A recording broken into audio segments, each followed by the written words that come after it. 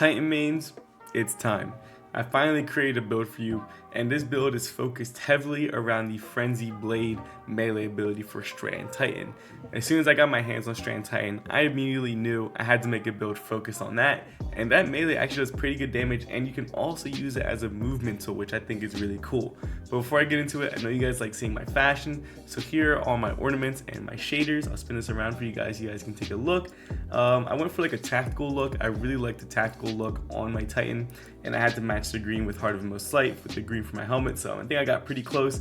So let me know what you guys think in the comments down below, and if you want to recreate this, you can just screenshot this. Alright, let's move into the build now. So of course we're going to be on Berserker Titan, which is the Strand Titan subclass. For our grenade, we're using the Shackle Grenade because I feel like it synergizes so nicely with the Berserker Titan subclass. Plus, when I defeat suspended targets, I generate class ability energy, and whenever I cast my Rift, I also suspend targets, so defeating them will also generate more class ability energy.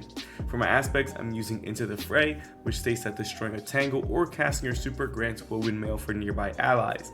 While you have Woven Mail, your melee regeneration rate is increased. Now that part I'm going to use a lot in this build because I'm going to have Woven Mail active a lot, so increase my melee regeneration rate, and this build is a melee focused build. Now my other aspect is Dranger's Lash, activating your class ability to create a ripple in reality that travels forward along the ground, suspending and damaging targets it hits. Again, another way to suspend targets, which synergizes very nicely with this build. For my fragments, I'm using Thread of Regeneration, dealing damage generates grenade energy. I'm using Thread of Continuity, suspend, unravel, and sever effects applied to targets have an increased duration. I'm using Thread of Mind, defeating suspended targets grants class ability energy, and I'm also using Thread of Warding, so picking up an Orb of Power will grant me Woven Mail. And again, remember, whenever I have Woven Mail active, my melee regeneration rate is increased. Now there's only one weapon that's really important for this build, and that's Monte Carlo. This is easily my most favorite exotic in Destiny 2. It grants us the perk Monte Carlo Method. Dealing damage with this weapon reduces your melee cooldown and grants a chance to fully charge your melee ability with each kill. It also grants us the other perk Markov Chain. This weapon gains increased damage from melee kills and kills with this weapon. Melee kills grant ammo for this weapon. So you get a melee kill, it immediately goes to Markov Chain times 5, which is I believe a 65% weapon damage buff to this gun. And if you get a melee kill, it refills the magazine, which then allows you to take advantage of Markov Chain, and dealing damage with the gun refills your melee energy. It is just the perfect weapon for melee builds. I absolutely love it. Now the only important stat for this build is resilience. You want to have 100 resilience, but if not, it's okay because I am also using Heart of Inmost Light. Now it did get nerfed, but it's still really good because with all the mod changes and stuff, you're able to generate so much ability energy, and Heart of Inmost Light just adds a nice little cherry on top, so I pretty much always have my abilities ready whenever I use them. So just using my abilities will give me ability energy, which will lead to me getting those melee kills, picking up Orbs of Power, getting my abilities going, then my Heart of Inmost Light will add to that as well. So here is the full mod layout of this build. You can go ahead and screenshot this if you want to recreate the build, but again, we're going to break this down individually.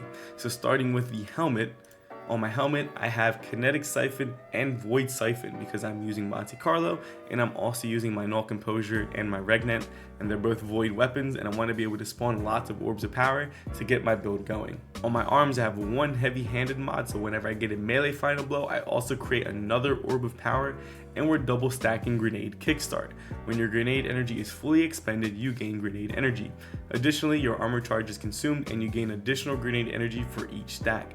Multiple copies of this mod can be stacked to increase the potency of its effect, with diminishing returns for each additional copy of the mod. So since my melee has 3 charges, melee kickstart wouldn't work, so grenade kickstart is the next best thing because I want to be able to use my shackle grenade more often, which also leads back into Heart of Inmost Light. And like I just stated, my exotic piece of choice for this build is Heart of Inmost Light. It grants us the perk Overflowing Light. Using an ability, grenade, melee, or barricade empowers the other 2 abilities. Empowered means abilities have faster regen, melees and grenades do more damage, and barricades have more hit points. Now this was just recently nerfed, so it's not as OP as it once was, but it's still the only Titan exotic that just gives you ability energy for simply using your abilities. So it's not as potent as it once was, but it's still a very good exotic. Just now there's more breathing room for other Titan exotics to exist. Now for the mods, I'm just using whatever damage resist mods. I currently have sniper resist and solar resist, but you can just switch those up depending on what enemies you're fighting. On my legs, I have 2 stacks of innervation, reduces grenade cooldown each time you pick up an orb of power, and I also have stacks on stacks, so picking up an orb of power will grant me 1 additional stack of armor charge. And on my class item, I have 3 stacks of bomber, reduce grenade cooldown when using your class ability. As you guys can see, all my mods are focused on getting my grenade back because I have Monte Carlo to get my melee back, and my barricade is on a very short cooldown because I have 100 resilience. So all my abilities are covered some way, whether it's through mods, exotics, or stats, and I absolutely love it. Everything just flows so nicely with this build. One other added bonus you can put onto this build is the artifact perk Counter Weave. When you or a member of your fire team stuns or defeats a champion, you gain energy for your least charged Strand ability. Now this isn't necessary, but if you have the perk point available and you want to use this build, it does add to the ability spam of it. So if you have it, you might as well use it, but if not, it's okay. It is not necessary for this build. So there is the entire build. I was afraid that Heart of Inmost Light was going to be dog water, but it actually isn't. It's actually still pretty good. Like I said, now there's just more breathing room for other Titan exotics to exist, because let's be real, before, what we're using on Titan, it was always Heart of Inmost Light. And me personally, I'm still probably going to use this a lot, but I want to make a build with the new exotic legs, a Bayant Leap, so I'm going to try that out next. But yeah, definitely try this build out. Don't sleep on Heart of Inmost Light just because it was nerfed. Same thing with linears. Now linears are the only exotics that can crit, and they're actually really good for dealing with the tormentors. So don't sleep on linears either. Don't sleep on linears, and don't sleep on Heart of Inmost Light. So yeah, there's the build. Try it out. Let me know what you guys think in the comments down below, and I hope to see you guys in the next video. Deuces.